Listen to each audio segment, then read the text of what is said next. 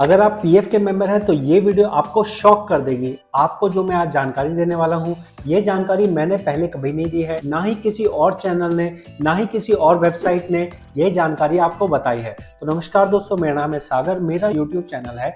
यहाँ मैं आपके काम की जानकारी, जिससे आपको नुकसान हो सकता है, उससे बचाने के लिए जागो मेंबर जागो सीरीज देता हूँ। जहाँ आपको सीक्रेट बताना होता है, वहाँ सीक्रेट सीरीज देता हूँ। तो ये जो वीडियो है, ये सीक्रेट सीरीज के अंदर और जागो मेंबर सीरीज के अंदर है, क्योंकि ये जो एक मिस्टेक है, ये मैं कहता हूँ कि आधे से ज़्यादा लोग करते हैं, और अगर आधे से ज़्यादा लोग कर रहे हैं तो उनको बहुत बड़ा नुकसान होने वाला है। कृपया करके ये वीडियो देखना। अगर आपको समझ आए तो चैनल को सपोर्ट कीजिएगा सब्सक्राइब करके, ठीक है। मैं आपको जो दिखा रहा हूँ वो प्रैक्टिकल केस है, ये किसी का एक्चुअल अकाउंट है, मेरा खाता नहीं है। और जो आपको कह रहा हूँ वो 100% प्रूफ के साथ कहूँगा।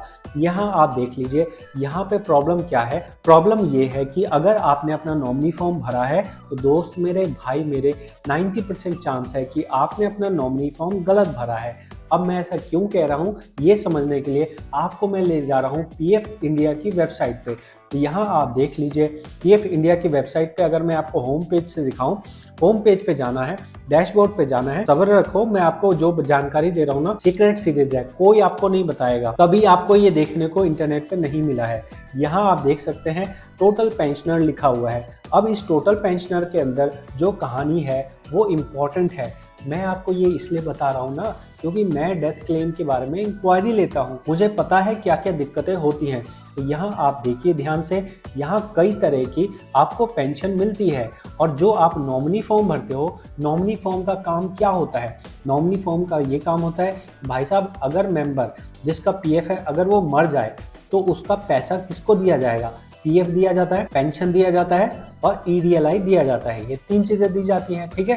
तो ये तीन चीज़ें किसको मिलेंगी, ये चीज़ तय करने के लिए हमें नॉमिनी फॉर्म भरना होता है, ठीक है। तो हम यहाँ ये गलती करते हैं कि जो नॉमिनी फॉर्म होता है वो हम गलत भरते हैं।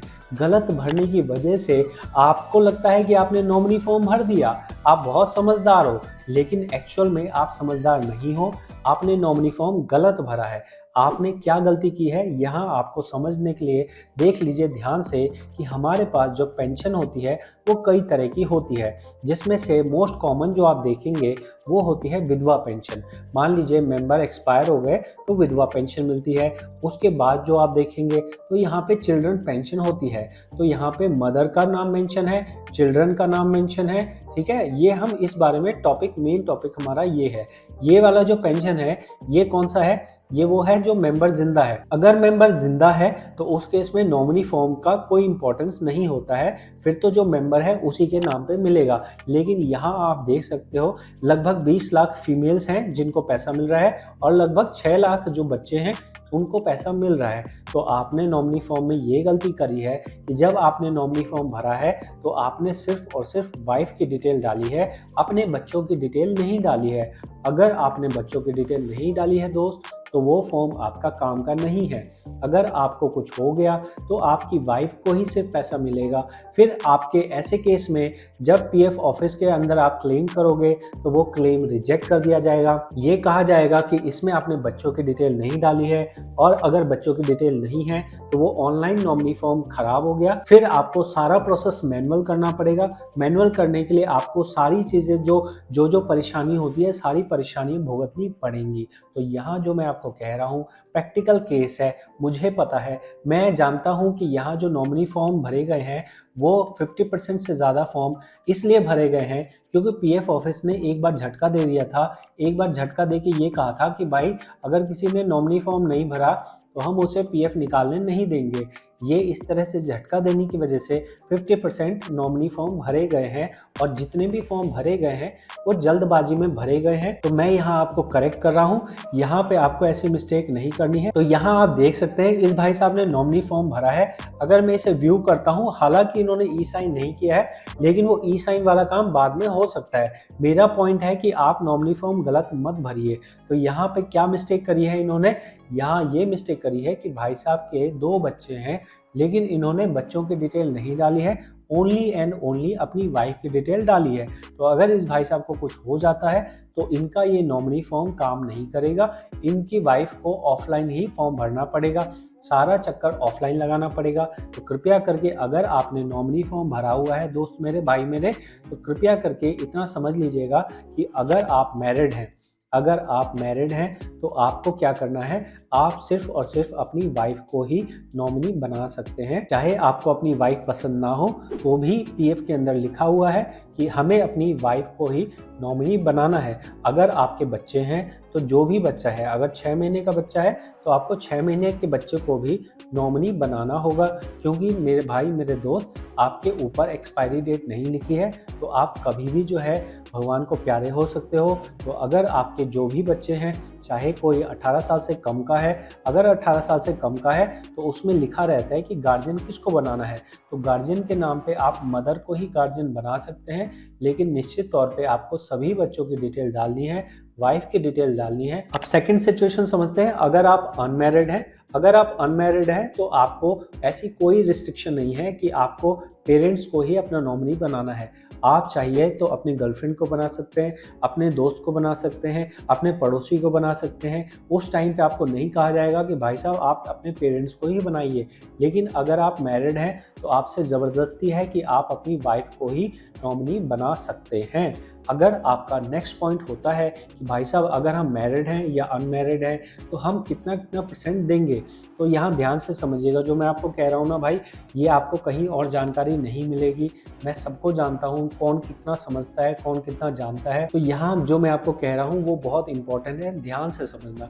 यहाँ अगर आप मैरिड बनते हो तो यहाँ आपके पास वाइफ है और बच्चे हैं। मान लो 1 बच्चा है या 2 बच्चा है या 3 बच्चा है, 4 बच्चे हैं, चारों की डिटेल आपको डालनी है। पूछा जाएगा कि आपको कितना परसेंट देना है। जैसे आप यहाँ देख सकते हैं, पार्ट ए होता है पीएफ का, यहाँ 100% लिखा है, और पार्ट बी होता है पेंशन का।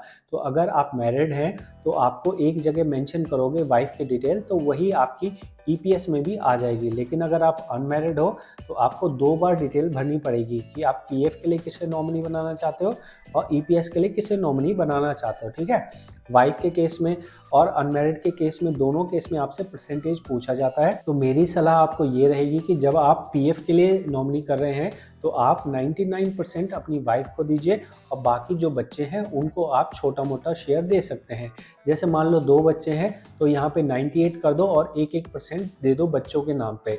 तो अगर आपको कुछ हो जाता है, जो भी आपका पीएफ रहेगा वो 98% आपकी वाइफ के अकाउंट में आएगा और बाकी 1% बच्चों के अकाउंट में आएगा। बच्चों का जो अकाउंट होता है उसमें भी गार्जियन मदर ही होती है, लेकिन आपकी सहूलियत के लिए, आपकी समझदारी के लिए मैं यही बताऊंगा कि आप इस तरह से परसेंटेज रख सकते हैं जहां पे आपकी वाइफ को ही मेन पोर्शन मिले। यहाँ पे ये 98% सिर्फ पीएफ का नहीं, अगर ईडीएलआई बनेगा तो ईडीएलआई में भी यही परसेंटेज रहेगा आपको। यहाँ पे जो ये परसेंटेज है ये मुख्य तौर पे पीएफ के बारे में है।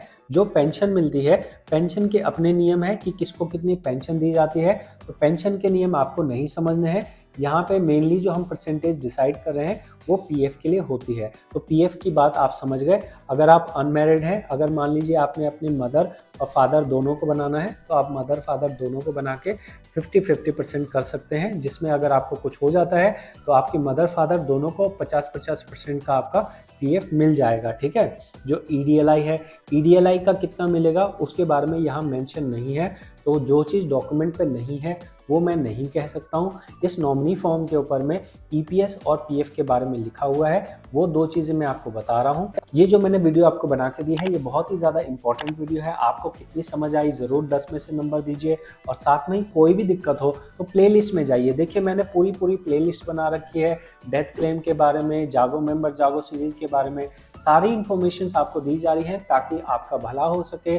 और अगर आप सब्सक्राइब करेंगे तो मेरा भी भला होगा। तो आपसे रिक्वेस्ट है कि अगर आपका भला हुआ हो तो आप मेरा भला भी कीजिए। मिलते हैं आपसे अगली जानकारी वाली वीडियो में।